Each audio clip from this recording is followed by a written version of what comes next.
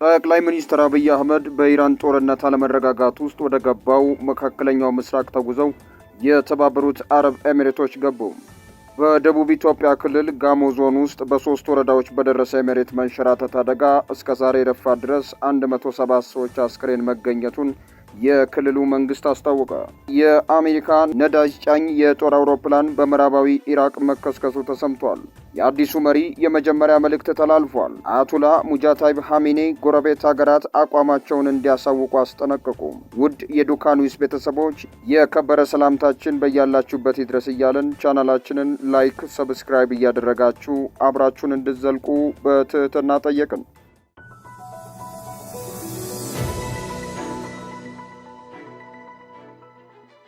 የጠቅላዩ ድፍረት ዓለምን እያነጋገረ ነው። ጠቅላይ ሚኒስትር አብይ አህመድ በኢራን ጦርነት አለመረጋጋት ውስጥ ወደ ገባው መካከለኛው ምስራቅ ተጉዘው የተባበሩት አረብ ኤሚሬቶች ትላንት ገብተዋል። ጠቅላይ ሚኒስትር አብይ ትላንት ሐሙስ መጋቢት 3 ቀን 2018 ዓ.ም ወደ ተባበሩት አረብ ኤሚሬቶች የተጓዙት ለሥራ ጉብኝት እንደሆነ የጠቅላይ ሚኒስትር ጽሕፈት ቤት ገልጿል። ጠቅላይ ሚኒስትሩ አቡዳቢ አየር ማረፊያ ሲደርሱ በተባበሩት አረብ ኤሚሬቶች የፍትህ ሚኒስቴር አብዱላ ሱልጣን ቢን ዋድ አልኑኡሚ አቀባበል እንዳደረጉላቸው የኤሚሬት የዜና ወኪል ዘግቧል። የአገሪቱ ፕሬዝዳንት ፕሮቶኮልና ስትራቴጂክ ትርክት ባለስልጣን ሊቀመንበር የሆኑት መሐመድ አብዱላሃ አል ጀኒብም በስፍራው ተገኝቷል ተብሏል። ጠቅላይ ሚኒስትሩ ወደ አቡዳቢ የተጓዙት አሜሪካና እስራኤል ኢራን ላይ ከከፈቱት ጥቃት በኋላ በተነሳው ጦርነት ምክንያት የተባበሩት አረብ ኤሚሬቶችን ጨምሮ በርካታ የባህረ ሰላጤው ሀገራት ጥቃት እያስተናገዱ ባለበት ወቅት ነው።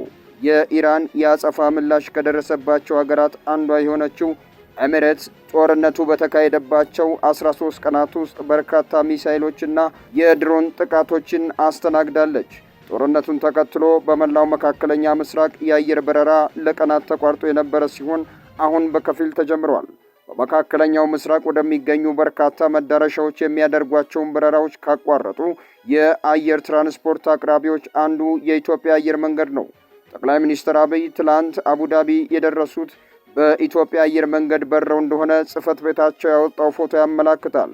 ባለፉት ቀናት የተወሰኑ ሀገራት ባለስልጣናት ወደ ተባበሩት አረብ ኤሚሬቶች የተገኙ ቢሆኑም ከጠቅላይ ሚኒስትር አብይ ውጪ ጦርነቱ ከተቀሰቀሰ ወዲህ ወደ አገሪቱ በድፍረት የተጓዘ የሀገር መሪ ስለመኖሩ አልተገለጸም። ጠቅላዩ ትላንት ረፋድ ላይ አቡዳቢ ከመድረሳቸው አስቀድመው ሮብ ዕለት ልዑካቸውን አስከትለው ወደ ጅቡቲ ተጉዘው ነበር። ከጠቅላይ ሚኒስትሩ ጋር ከተጓዙት ከፍተኛ ባለስልጣናት መካከል የብሔራዊ ደህንነትና መረጃ አገልግሎት ዋና ዳይሬክተር አምባሳደር ሬድዋን ሁሴን፣ የገንዘብ ሚኒስቴር አህመድ ሺዴ፣ የሰላም ሚኒስቴር መሐመድ እድሪስ እንዲሁም የብልጽግና ፓርቲ ምክትል ፕሬዝዳንት አደም ፋራ ይገኙበታል። በጅቡቲ ቆይታቸው ከሀገሪቱ ፕሬዝዳንት ኢስማኤል ኦመር ጌሌ ጋር እንዲሁም ከሶማሊያ ፕሬዝዳንት ሐሰን መሐመድ ሼክ ጋር ተነጋግረዋል። የሦስቱ መሪዎች ንግግር ቀጠናዊ ጉዳዮች ላይ ያተኮረ እንደነበርም የጠቅላይ ሚኒስትር ጽሕፈት ቤት አስታውቋል። በተጨማሪም ጠቅላይ ሚኒስትር አብይ ሮብ ዕለት ከአሜሪካዊ የውጭ ጉዳይ ሚኒስትር ማርኮን ሩቢዮ ጋር በስልክ ተነጋግረዋል። ንግግሩ የሁለቱ ሀገራት በቀጠናዊ መረጋጋት ዙሪያ ባላቸው የጋራ አቋም እንዲሁም የጸረ ሽብር እንቅስቃሴ ላይ በሚያደርጉት ትብብር ላይ ያተኮረ ነው። ጠቅላይ ሚኒስትሩ ወደ ተባበሩት አረብ ኤሚሬቶች የተጓዙት ቀጥታ ከጅቡቲ ይሁን ወይ ከኢትዮጵያ ተመልሰው እስካሁን አልታወቀም። አቡዳቢ ጉብኝታቸው ለምን ያህል ቀናት እንዲቆይ፣ ምን ላይ እንደሚያተኩሩና ከማን ጋር እንደሚነጋገሩ እስካሁን አልተገለጸም።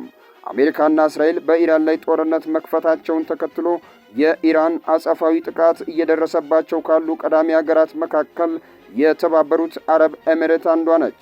ኢራን በየዕለቱ በሚባል ደረጃ በተለያዩ ኤሚሬት ክፍሎች ላይ የሚሳኤልና የድሮን ጥቃት እየፈጸመች ነው። በዚህም የተነሳ ዓለም አቀፍ በረራዎች ውስን ናቸው። አንዳንዱ ጊዜም ይቋረጣሉ። ሀገራት ዜጎቻቸውና ዲፕሎማቶቻቸው ከሀገሪቱ ለቀው እንዲወጡ እያስጠነቀቁ ነው። ከኢራን በኩል የሚሰነዘርባትን ጥቃት ሳቢያ በርካታ ሀገራት መሪዎችና ከፍተኛ ባለስልጣናት ከኤሚሬት ሕዝብና መንግስት ጎን መቆማቸውን በስልክና በሌሎችም መንገዶች እየገለጹ ይገኛል። ከባድ የሚባል ልብ ሰባሪ አደጋ ነው የተፈጠረው። በደቡብ ኢትዮጵያ ክልል ጋሞ ዞን ውስጥ በ3 ወረዳዎች በደረሰ የመሬት መንሸራተት አደጋ እስከ ዛሬ ረፋድ ድረስ 107 ሰዎች አስክሬን መገኘቱን የክልሉ መንግስት አስታወቀ። ቃል ላይ የደቡብ ኢትዮጵያ ፖሊሶች ተጨማሪ 64 ሰዎች እስካሁን የደረሱበት አለመታወቁንና ፍለጋ እየተካሄደ መሆኑን ገልጾ ነበር። አመሻሽ ላይ መግለጫውን የሰጡት የክልሉ መንግስት ኮሚኒኬሽን አገልግሎት ኃላፊ አቶ ኃይለማርያም ተስፋዬ እስከ ዛሬ ረፋት ድረስ የ107 ሰዎች አስከሬን መገኘቱን እንዲሁም 3480 ነዋሪዎች መፈናቀላቸውን ተናግረዋል። የመሬት መንሸራተቱ በደረሰባቸው አካባቢዎች 90 የመኖሪያ ቤቶች እንደወደሙ ተገልጿል። በጋሞ ዞን ሰሞኑን በተከሰተ የጎርፍ አደጋ ምክንያት የጠፉ ሰዎች ቁጥር በአጠቃላይ 128 መድረሱን የተናገረው የክልሉ ፖሊስ እስካሁን ባለው መረጃ የ64 ሰዎች አስክሬን መገኘቱን ተናግሮ ነበር። የክልሉ ፖሊስ በጋሞ ዞን የመሬት መንሸራተት ከደረሰባቸው 3 ወረዳዎች መካከል ከባድ አደጋ ያስተናገደው የጋጮ ባባ ወረዳ ማዞ ዶይሳ ቀበሌ መሆኑን ገልጾ እስካሁን የ59 ሰው አስክሬን መገኘቱን ገልጿል። ቀሪ 5 አስከሬኖች በቦንኬና ከምባ ዙሪያ ወረዳ የተገኙ ሲሆን የክልሉ ፖሊስ ይህንን ጨምሮ ገልጿል። በዞኑ ለሰዎች ሕይወት መጥፋት ምክንያት የሆነው የመሬት መንሸራተት ያጋጠመው ከየካቲት 30 ጀምሮ እስከ መጋቢት 2 2018 ዓ.ም የጣለውን ዝናብ ተከትሎ ነው። የዞኑ ኮሚኒኬሽን ቢሮ መጋቢት 2 2018 ዓ.ም በፌስቡክ ገጹ ላይ ባጋራው መረጃ በጋጮ ባባ ወረዳ ማዞ ዶይሳ ቀበሌ በተከሰተው የመሬት መንሸራተት ሕይወታቸው ካለፈ 52 ሰዎች በተጨማሪ እስካሁን የደረሱበት ያልታወቀ 50 ሰዎች የመፈለግ ጥረቱ እንደመቀጠሉን አስታውቆ ነበር። በዞኑ አደጋ ባጋጠማቸው አካባቢዎች መጥፋታቸው የተመዘገበ ሰዎች 128 መሆናቸውን አስታውቆ የ64 ሰዎች አስከሬን እንዲሁም በድምሩ የ107 ሰዎች አስከሬን መገኘቱን ገልጿል።